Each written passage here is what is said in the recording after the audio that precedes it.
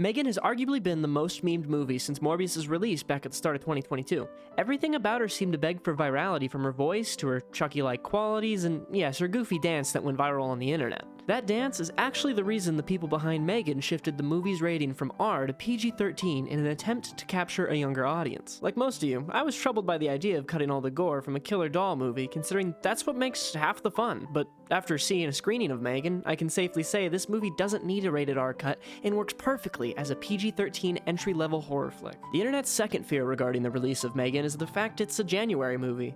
Now, I know there's a belief that studios typically release movies in January just to make a quick buck on a poorly executed project, and while that may occasionally be true, we shouldn't approach every January release like that. There are plenty of fantastic movies that have been released in January, such as Taken, Tremors, and both of the Paddington movies. What do you mean January movies suck?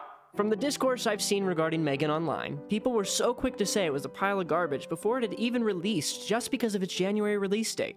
And to be fair, even I fell into that trap and wasn't impressed by the trailers, but to my surprise, M3GAN was actually really good. Great even. M3GAN is directed by Gerard Johnstone and written by both Akela Cooper and James Wan, who were both also writers on James Wan's *Malignant* back in 2021. The story follows roboticist Gemma, played by Allison Williams, as she creates a robotic toy named M3GAN to help her niece Katie, played by Violet McGraw, cope with the recent loss of her parents while simultaneously getting a promotion at her job making toys. The movie understands itself and doesn't try to be serious, but rather engages primarily with its goofy side with a sprinkle of heartfelt character moments.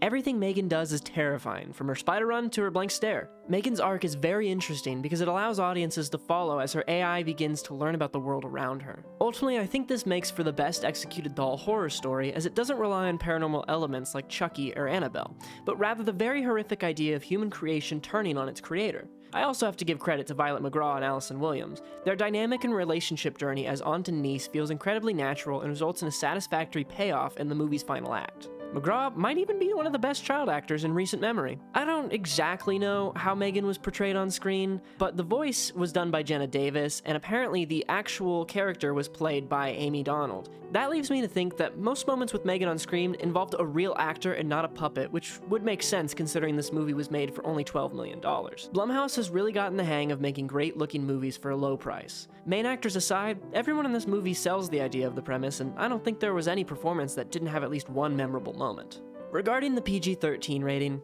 I think it's perfect. Each kill hit a lot of the gore, sure, but still had the same impact as seeing it all on screen. A lot of the stuff that happens is seriously terrifying. On top of that, it was a really funny movie, and the rating didn't stop it from having some seriously fucked up jokes and moments.